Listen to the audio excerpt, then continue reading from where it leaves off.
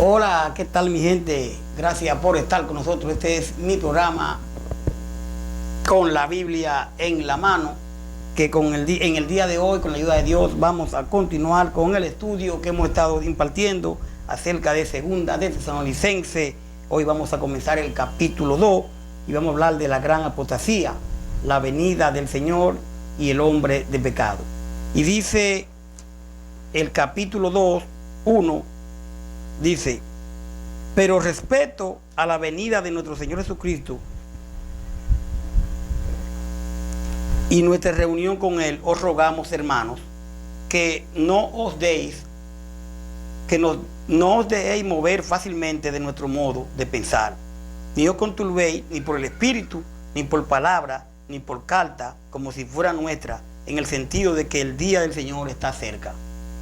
Nadie os engañe en ninguna manera, porque no vendrá sin que antes venga la apostasía y se manifieste el hombre de pecado, el hijo de perdición, el cual se opone y se levanta contra todo lo que se llama Dios o es objeto de culto, tanto que se sienta en el templo de Dios como Dios, haciéndose pasar por Dios.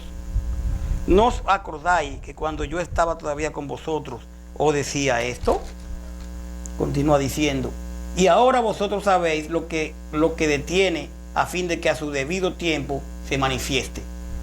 Porque ya está en acción el ministerio de la iniquidad, solo que hay quien al presente lo detiene hasta que él a su vez sea quitado de en medio. Dice el 8. Y entonces se manifestará aquel inicuo, a quien el Señor matará con el espíritu de su boca y destruirá con el resplandor de su venida.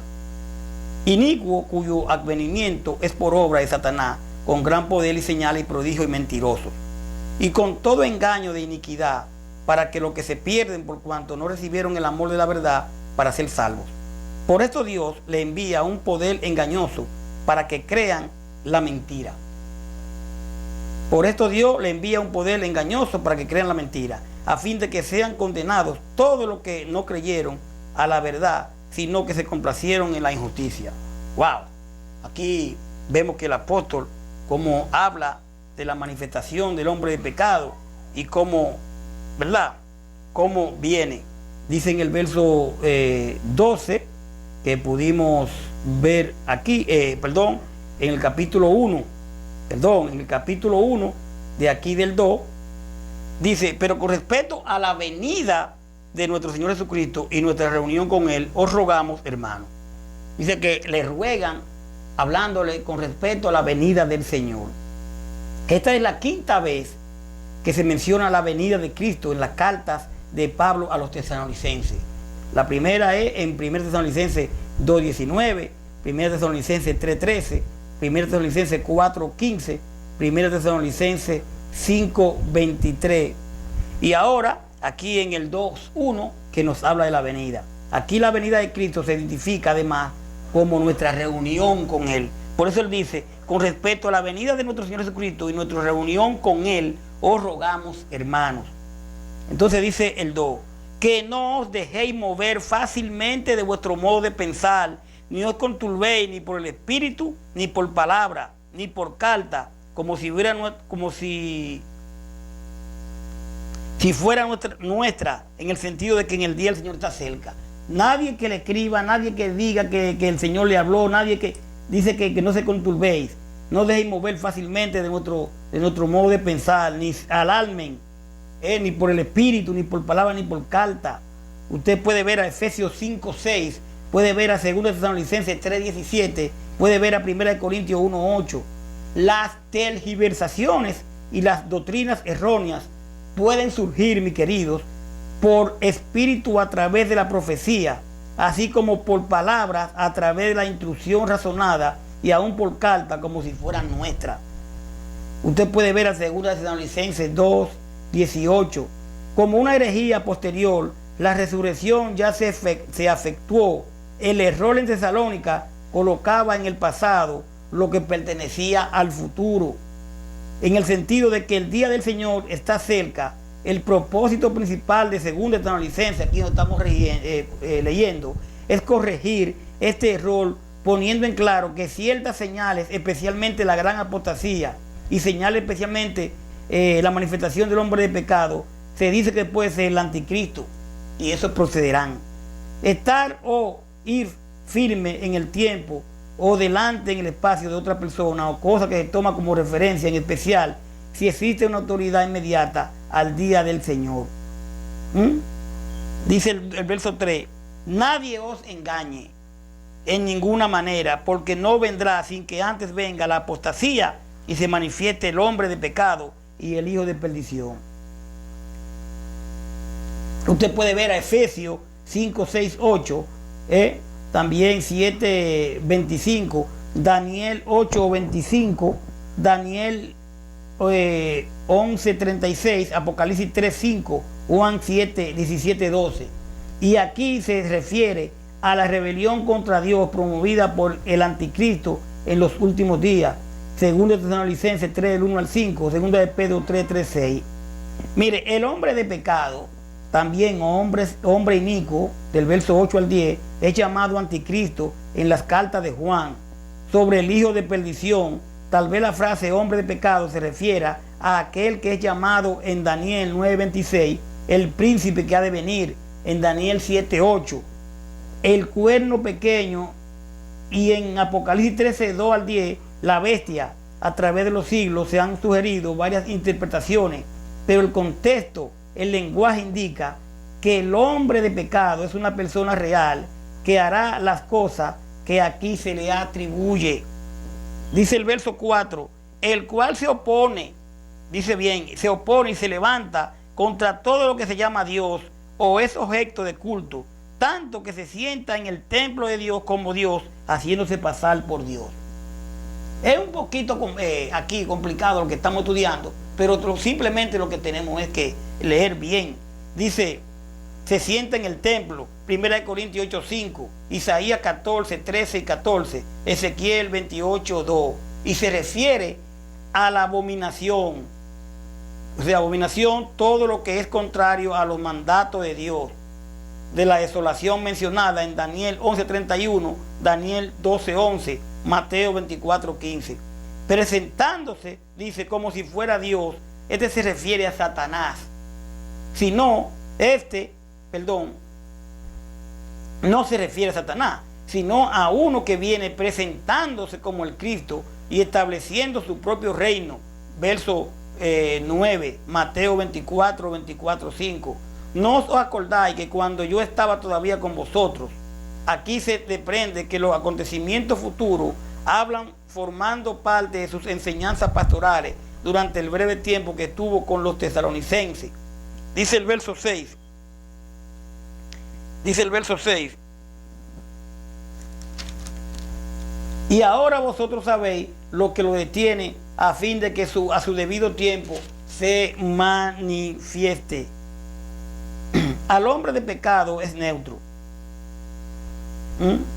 Se desprende de que se aluda a una fuerza impersonal, mientras que el verso 7, la frase quien al presente lo detiene, sugiere una figura personal aparentemente.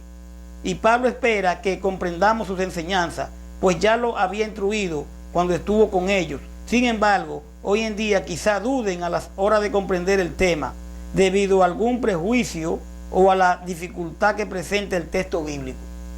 Siempre es útil releer 2 de Pedro 3, 15 y 16 y recordar que hasta los apóstoles encontraban pasajes difíciles de entender en los escritos de otros apóstoles. El que detiene al hombre de pecado no es mencionado en ningún otro lugar de la Biblia. Aquí lo estamos viendo. Entonces dice el verso 7, porque ya está en acción el ministerio de la iniquidad, solo que hay quien al presente lo detiene hasta que a su vez sea quitado de en medio. Estamos leyendo lo que es el verso 7. Ahora bien, mire, según el verso 6 que dice, y ahora vosotros sabéis lo que lo detiene, a fin de que a su debido tiempo se manifieste, entre las interpretaciones propuestas sobre el poder que mantiene, ¿verdad?, al anticristo bajo control, porque no ha llegado, ¿verdad? Entonces, lo que se dice, realmente la interpretación que se dice, el inconcluso ministerio de Pablo, el hijo de perdición, se manifestará una vez que Pablo complete su misión. Ya Pablo la completó. El Espíritu Santo, quien mantiene las cosas sujetas hasta que madure el momento escatológico, o sea, el fin de los tiempos. El mismo Dios, el que mantiene todavía, quien lo detiene, porque estamos hablando del 6, acuérdense, y ahora vosotros sabéis lo que lo detiene, a fin de que a su debido tiempo se manifieste, porque ya está en acción el misterio de la iniquidad, solo que hay quien al presente lo detiene hasta que a su vez sea quitado de en medio. Quien lo detiene, el mismo Dios, porque es el mal lo que está sujeto. Se dice que el Estado judío de la época y también la institución de gobierno humano, la última alternativa, tiene a su favor la propia experiencia de los beneficios obtenidos por Pablo de la ciudadanía romana. Hechos 16:37, Hechos 22, 26, 29. Además, la expresión neutra, lo que lo detiene, puede referirse al sistema romano de gobierno. Y el masculino, quien al presente lo detiene, alude entonces al emperador Claudio, cuyo periodo fue una de las etapas menos cruentas de la historia imperial romana. También se han hecho algunas sugerencias para identificar la fuerza que detiene al hombre de pecado, por ejemplo, algún sistema político, la predicación del Evangelio, la providencia de Dios, el Espíritu Santo o la combinación de algunos de estos factores. Usted puede ver a 2 Tesalonicenses 3, 4, 8, 10, 2 Tesalonicenses 2 al 8, resplandor de su venida, 2 Tesalonicenses 2, 10, la verdad, es decir, el Evangelio, y 2 Tesalonicenses 2, 12, 13, todo lo que lo detiene. Ahora bien, un poco profundo, por eso les pido que usted estudie más a fondo lo que estamos leyendo aquí del 6 al 11. Dice el 7 porque el 8. Y entonces se manifestará aquel inicuo, a quien el Señor matará con el espíritu de su boca y destruirá con el resplandor de su venida. Dice el 9, inicuo cuyo avenimiento es por obra de Satanás, con gran poder y señal y prodigios y mentiroso. Dice el 10, y con todo engaño de iniquidad para los que se pierden, por cuanto no recibieron el amor de la verdad para ser salvos. Dice el 11, por esto Dios le envía un poder engañoso para que crean en la mentira. El ministerio, mi querido, de la iniquidad, que en los días de Pablo estaba en acción, no debe ser considerado un profundo decreto. Tanto el bien como el mal tiene su lugar en el mundo. Mientras se acerca el día del Señor, cuando el mal se levanta y dejan de actuar las fuerzas que lo detienen, se manifestará aquel inicuo. Pero como se aclara en una generación más tarde, en el libro del Apocalipsis, el resultado final será la destrucción del anticristo y de toda la fuerza del mal. Con el triunfo definitivo de Dios y Cristo, mientras tanto, hay muchos que creen la mentira porque no creyeron a la verdad, y la gente puede creer cualquier cosa. Usted puede ver Apocalipsis 15:57. El Señor lo matará, dice Daniel 7:10. Apocalipsis 19:15. 9 por obra de Satanás. Mateo 24:24. Juan 4:18. Por cuanto no recibieron el amor de la verdad, dice el 10.